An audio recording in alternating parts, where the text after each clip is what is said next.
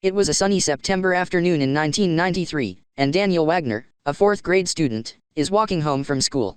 The breeze is light and warm, but the yellowing leaves foretell the coming of cooler weather in the coming months. It had been a good day at school. In spite of Daniel's mediocre athletic skills in gym class, he volunteered to pitch at baseball, and managed to strike out his nemesis Chris, and one other classmate, while also getting on base every time he was at bat. It was also the day his class visited the library, which was a nice break from regular class work.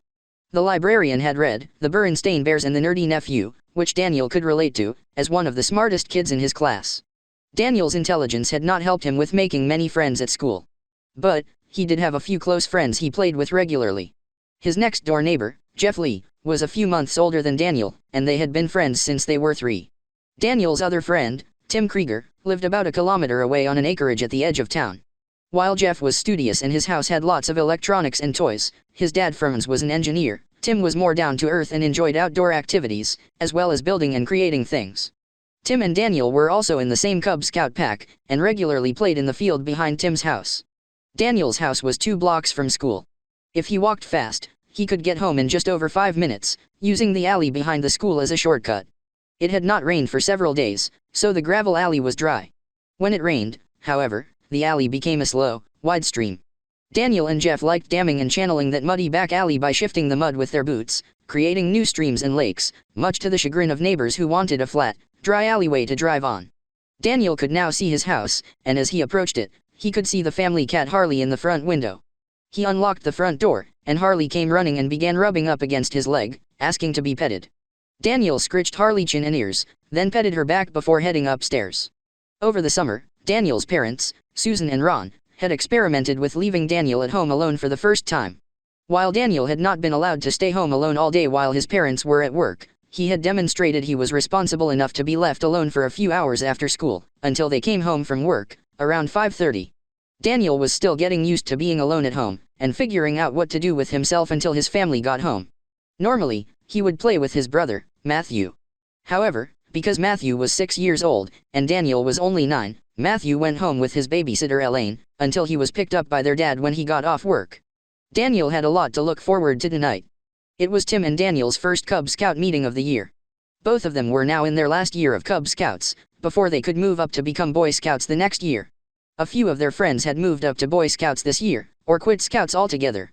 Daniel was thinking and hoping that he or Tim might be made Sixer or Seconder of their group, they now being among the oldest Cubs. Daniel went downstairs to Matthew and his playroom, which had an old bed in the corner, and doubled as a guest room on the rare occasions his parents had guests. Most of the time, however, Lego was strewn across the floor, since building their own creations was Daniel and Matthew's favorite thing to do when they had to play inside quietly. As he played, Daniel thought to himself, I wish I had more Lego sets to make things out of, like Jeff has.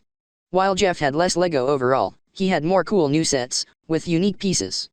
Daniel and Matthew did have several blue tubs of regular Lego blocks, and a few baseboards on which to construct what came to their imaginations. Daniel began working on a large, many-wheeled, off-road vehicle, while continuing to think about Cub Scouts that night. The vehicle was mostly constructed, when the phone rang. Daniel rushed upstairs to answer the phone, before the answering machine triggered. Daniel got there just in time. Hello. Daniel said. Hi Daniel. It's Tim. How was your day? Pretty good, Daniel said. I had no homework today. My parents aren't home yet, so I was playing with my Lego. Lucky you, said Tim. My parents are home, and wouldn't let me play after school today until my homework was done, since we have Cubs tonight. Are you excited to start Cubs again? Yes. Daniel said, very enthusiastically. I've missed the meetings and games, and haven't seen some of the guys since we wrapped up last June. I wonder what our friends have been doing all summer. I heard Jan visited his grandparents in the Netherlands, Tim said. He liked spending time with them, and said the Netherlands was beautiful and interesting. My parents are already teaching me German for when we go to Germany next summer. I already speak some German at home, so I hope I learn enough before we go. I'm sure you will, Daniel said. You already speak German sometimes with your parents while I'm over. I'm sure you will do fine. I hope, Tim said. So, Tim said, I know we are going to see each other at Cubs tonight. I called about something else. My parents said that since we had so much fun at Cub Camp last spring, that if we wanted, we could have a camp-out sleepover behind my house in my tent, before the weather turns cold. Do you want to? Tim said, very excitedly. I don't know, said Daniel. I have to ask my parents first, and you know how strict they have been about me going to sleepovers in the past. But Daniel, Tim said. Your parents are now letting you stay at home alone after school. If you can stay at home alone for a few hours a day, I don't see why your parents wouldn't let you sleep over with me in my backyard, with my parents less than a minute away. I don't know, Daniel said. My parents have been kinda weird about me spending whole days at friends' houses. And they haven't let anyone stay overnight at our house, either. Can you try, please, Tim said. You're my best friend, and we always have fun in my backyard.